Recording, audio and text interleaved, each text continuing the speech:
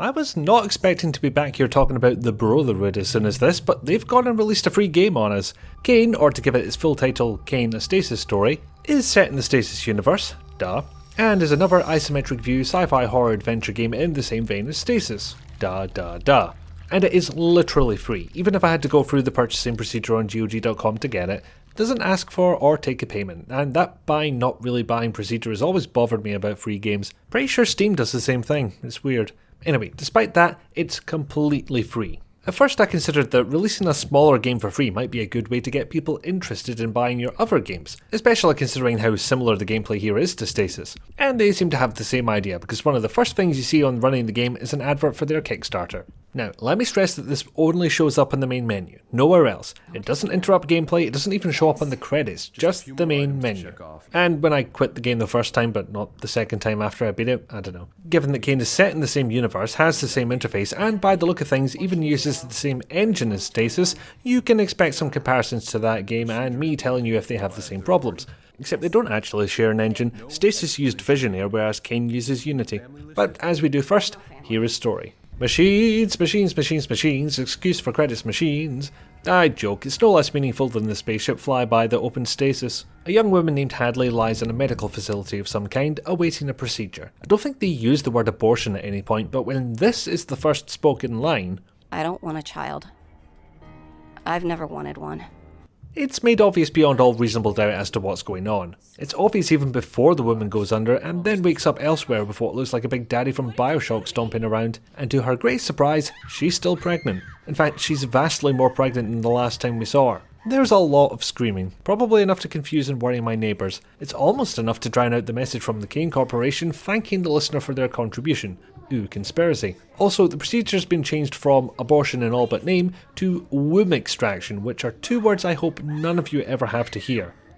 Again. I'd love to see the Yelp review Hadley must be compiling in her head right now. From there, it's a matter of escaping the clutches of Stomps McBigloves, figuring out where you are and why most of it is dead. In terms of setup, it's strikingly similar to Stasis with the whole I am wake up and what is this approach, with the added factor of a pregnancy which wasn't meant to be there. Not that it stops Hadley from running, jumping, climbing and getting slightly blown up.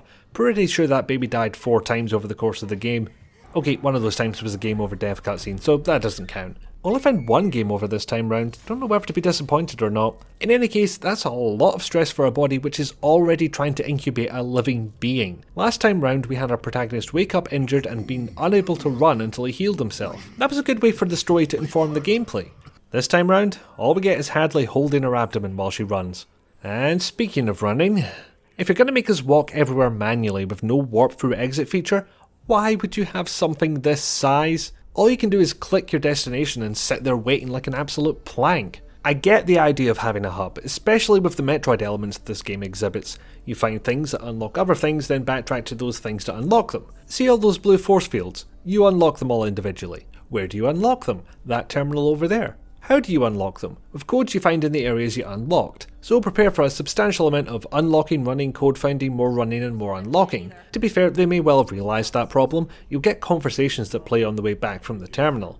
Unskippable conversations where all you see is a woman walking, those ones. But then they completely fail to realise that this 20-second barrier between areas might get a little annoying on repetition. Unless you're playing with a walkthrough, you'll probably have to go back and forth over there at least twice. Getting back to that Stasis comparison I was doing, it might be quicker to list the things that aren't different here, but I'm a pedantic sumbitch. We're still isometric, it's still a one-button interface, we're still hovering over objects to get a text description in the corner, and we're still clicking to walk and double-clicking to run over a stupidly large area. Can't say for certain that Kane looks better than Stasis, even side by side they seem pretty similar, but we do get more graphics options here.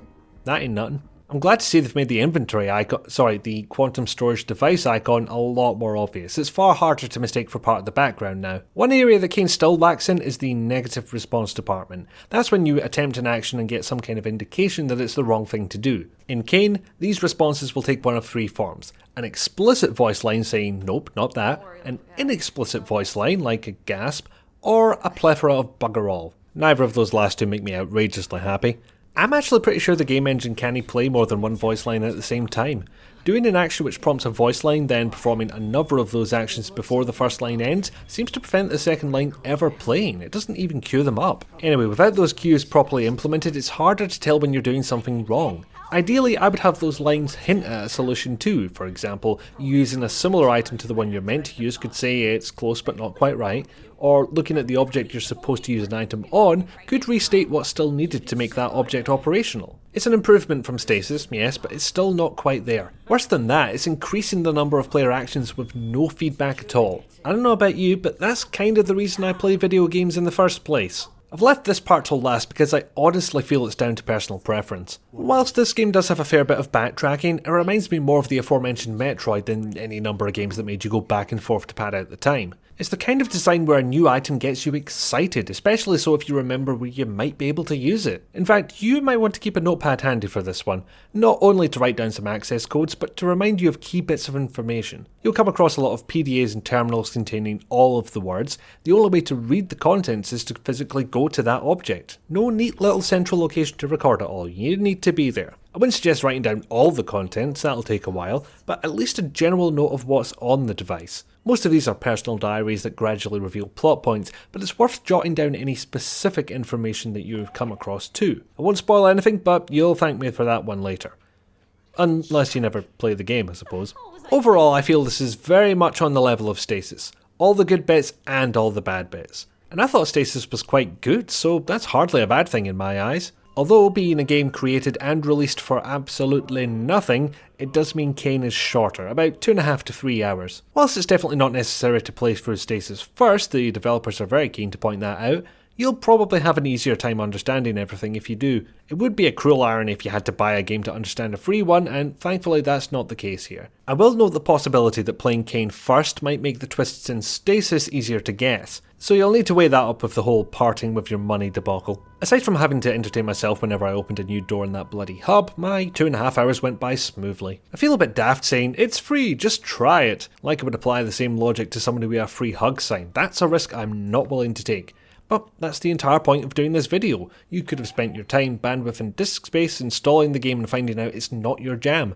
Or you can listen to me rabbit on for less than 10 minutes and get a heads up. A free game can still be a bad game, regardless of the cost to entry. I'm here to tell you that CAYNE is not a bad game. Apart from the length, it's as good as Stasis. If you liked Stasis, here's more of the same for absolutely free. Happy birthday or whatever. If you don't know if you'd like Stasis, here's a way to find out that will keep your wallet blissfully untouched. If you didn't like Stasis, then I'm kinda surprised you clicked on the video, but cheers, I appreciate it. I love that the developers put the time and money into something that won't directly earn them money. A risky proposition at the best of times. Not a mere demo, but an entire short side story. The whole concept of the demo itself is dying out, and there actually are convincing arguments not to make one at all. To me, it says that these guys love what they do, to the point where they've literally done it for nothing. Well, for exposure, but that doesn't exactly keep the lights on.